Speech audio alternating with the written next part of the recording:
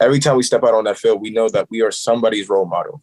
And what you want to show to the person that you're being the role model for is solely up to you, you know.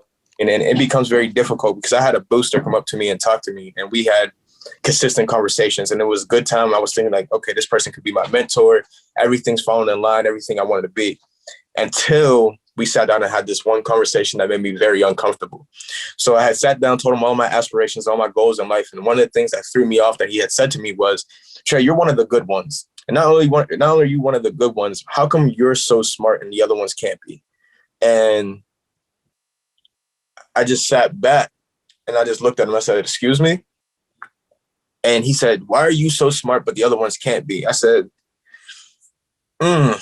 So I'm gonna act like you didn't say that, and I'm just gonna take this time just to leave. Because like that, in those specific moments, this is what is expected out of Black athletes every single time that we step on the field.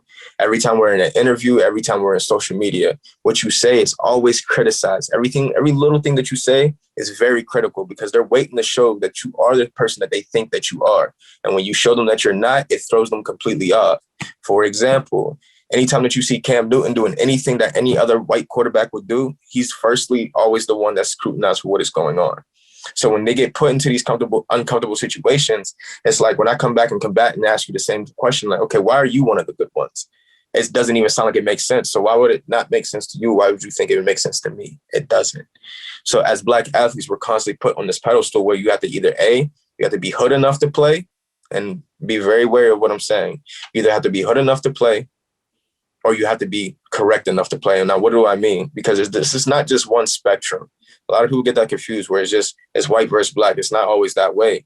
Because even in the locker room, if you haven't come from a upbringing that is not a great upbringing enough, then you're not hood enough. And then within the white eye, if you don't speak with a direct dialect, then you're not good enough for us either.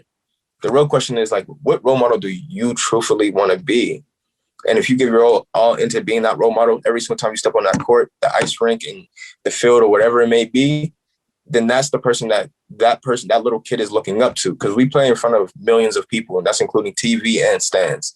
So you have to just understand on who you are and prepare for the worst, but also be hopes of the best.